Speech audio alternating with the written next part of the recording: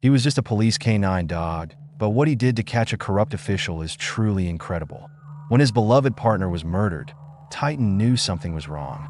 With only his instincts and firm loyalty, he uncovered a shocking truth, one that would bring down a powerful man and change everything. The big hall was full of police officers in neat uniforms. An American flag hung above Jack Reynolds' coffin. The flag was folded neatly over the smooth wooden box. The room was very quiet. People sniffled and moved in their seats. The smell of flowers filled the air. Titan, Jack's police dog, sat beside the coffin. His ears moved, and his body was stiff. He made a soft crying sound. His big brown eyes stayed on the coffin. He scratched the floor with his paws. Some officers looked at him and exchanged confused looks. Captain Henry Briggs, Jack's boss, stepped forward. He was tall with gray hair. His uniform had many shiny medals. He cleared his throat before speaking. Jack Reynolds was a brave man, Briggs said. His voice was loud in the quiet room. He gave his life to protect us. Before he could finish, Titan growled. His fur stood up, and his body went stiff. The room was silent. Then, suddenly, Titan jumped.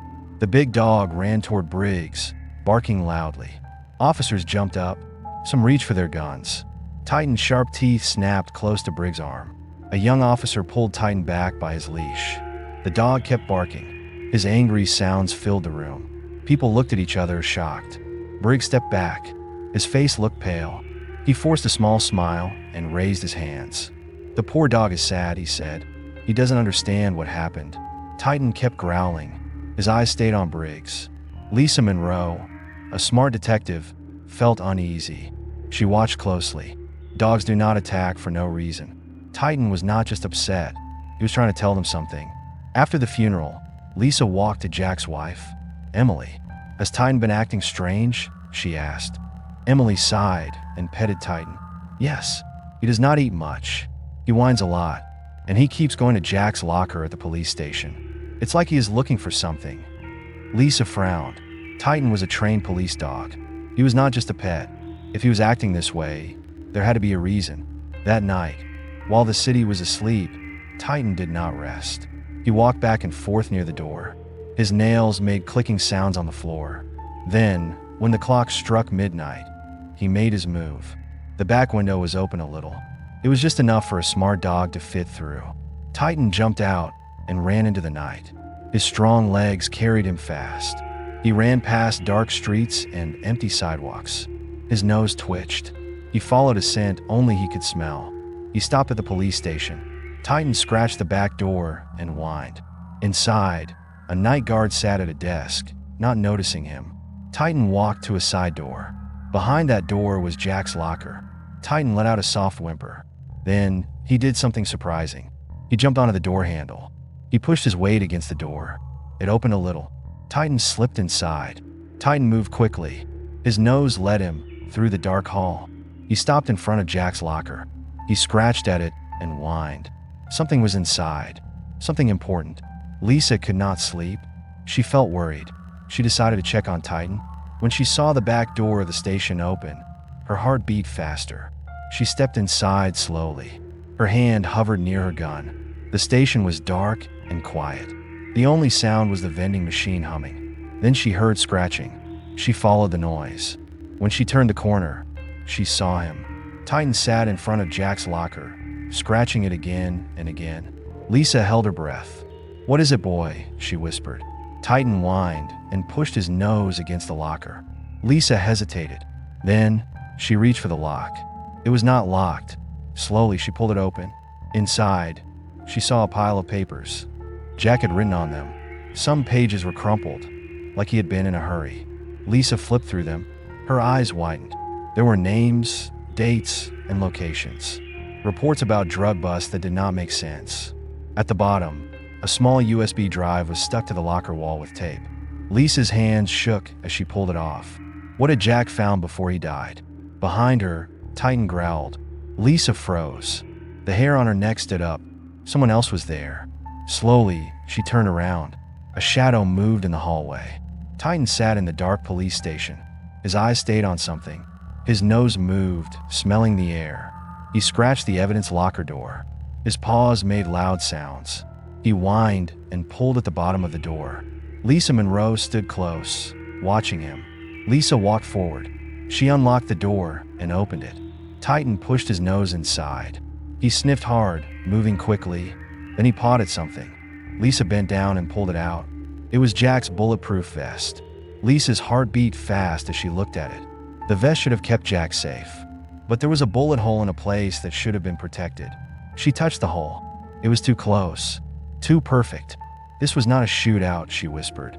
Someone shot him from close up. Titan whined again. He pushed the vest with his nose. Lisa's jaw tightened. Something was wrong. She needed help. She needed someone she could trust. Lisa met Sergeant Ray Collins at a small diner outside the city. He was Jack's best friend. He looked tired. His eyes were sad. When Lisa showed him the vest, his hands turned into fists. Jack was working on something big before he died, Collins said. He was looking into Marcus Kane. Lisa frowned. She had heard that name before. Kane was a rich businessman. He always looked too clean for someone with that much power. Jack told me he had proof, Collins said, but he didn't say what. Then, a week later, he was dead. Lisa held the vest tight. Jack had found something dangerous, and now he was gone. Titan suddenly barked. He pulled on his leash, trying to go outside. The dog was sure of something. He led Lisa and Collins down the street and into a parking lot. Lisa gasped when she saw where Titan had taken them. Jack's old patrol car. The car had been here since he died. No one had touched it. Titan jumped at the passenger door. He scratched at the handle. Lisa opened the door and looked inside. The seats were dusty. Papers lay on the floor. But Titan didn't care about that. He sniffed under the seat. Then he whined loudly. Lisa reached under. Her fingers touched something small and cold. She pulled it out. A USB drive. Lisa and Collins looked at each other. Lisa's fingers shook as she held up the drive. This must be what Jack was hiding. Back at her apartment, Lisa put the USB drive into her laptop. Collins stood behind her. She clicked on the files. The screen showed reports, pictures, and bank records. Lisa's stomach turned as she read the names. The files showed police officers taking money, hiding crimes, and working with bad people. And at the top of the list was a name that made Lisa freeze. Captain Henry Briggs. Lisa leaned back in her chair. Briggs is part of it, she whispered. He's been helping Kane. Collins' face turned red. Jack knew. That's why they killed him. Titan lay on the floor. His eyes watched them. He let out a low growl, like he understood. Lisa looked at the screen again. Jack had died for this truth. Now it was in her hands, and she would not stop until she finished what he started. Lisa Monroe held Titan's leash tightly. They stood outside a big, empty warehouse. The building looked old. The walls had cracks. The air smelled of dust, oil, and rusted metal. The place was cold and quiet. Only the sound of the wind could be heard. Collins stood next to her. His face was hard. His hands were in fists. "This is where Jack was killed," Collins said in a low voice. The report said it was a drug bust gone wrong.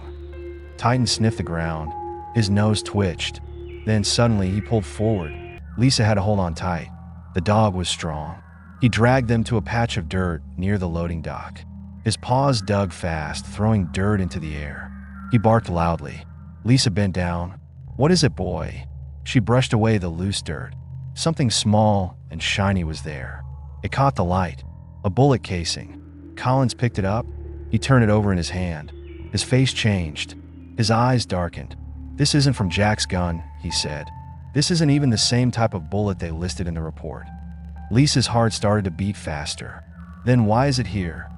Titan barked again. It was like he was telling them to keep looking. Lisa looked up. Across the street, a small store had a security camera on the wall.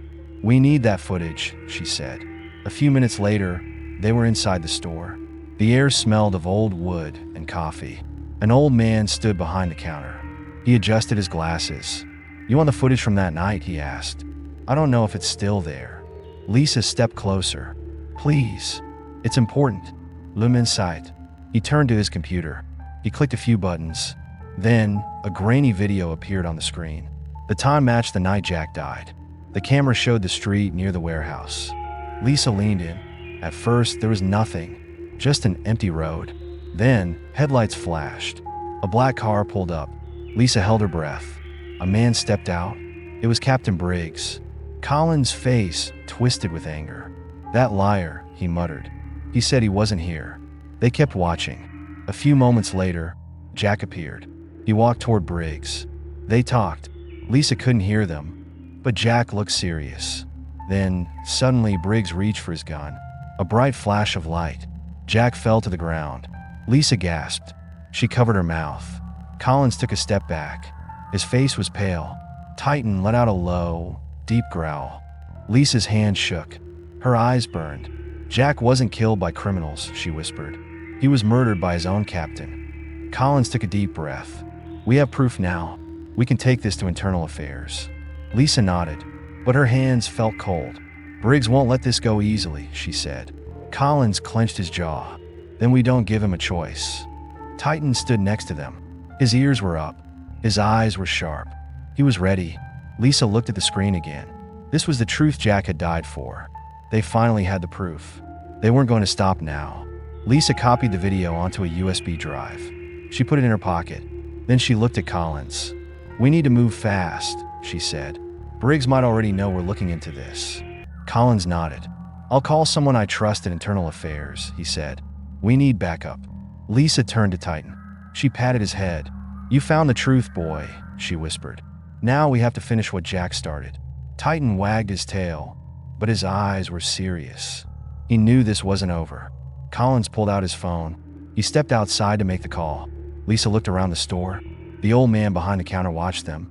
His eyes were full of curiosity. "Is something wrong, miss?" he asked.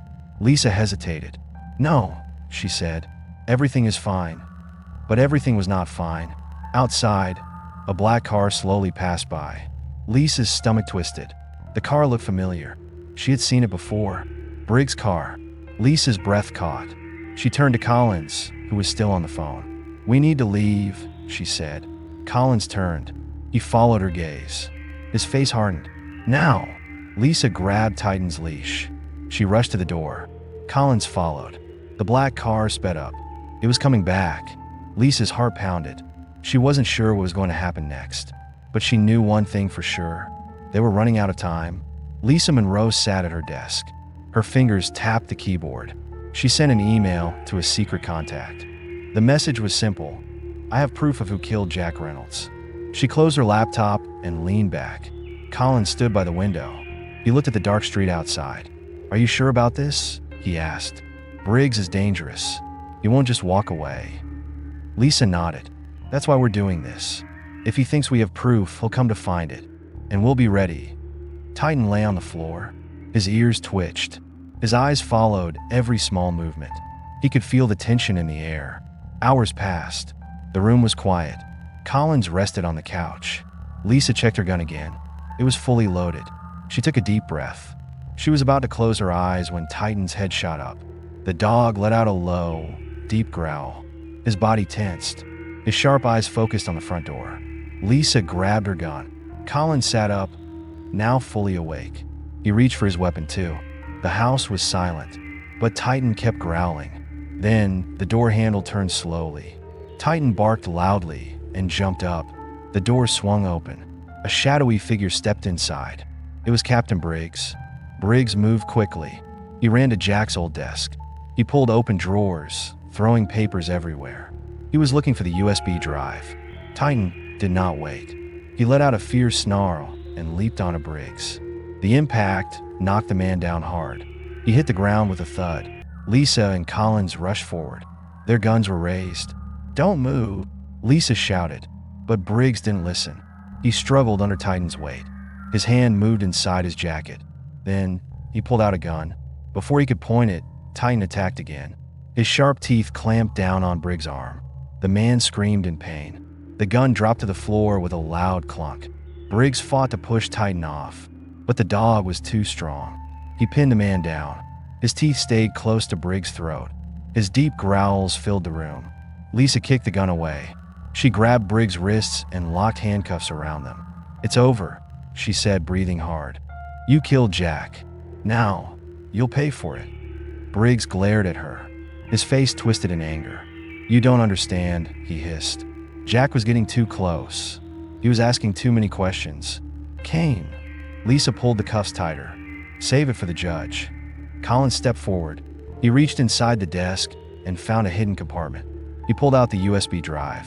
"This is it," he said. "Everything we need." Titan finally stepped back. His job was done. He wagged his tail, but his eyes stayed on Briggs. He was still watching, still ready. A few minutes later, police cars arrived. Officers stormed inside. They took Briggs away in handcuffs. He didn't fight anymore. He knew it was over. Lisa let out a long breath. She knelt beside Titan and stroked his fur. "You did great, boy," she whispered. "Jack will be proud of you." Titan licked her hand. His tail wagged more this time. Jack's name was finally cleared. The truth was out. Justice had been served. Lisa looked at Collins. "This isn't over," she said. Collins nodded. "Marcus Kane is still out there." Lisa stood up. Her eyes were sharp. "Then we go after him next." Titan stood beside them, ready for the next fight. He had helped find the truth once, and he would do it again. The battle wasn't over. But Lisa knew one thing. They weren't going to stop until justice was complete.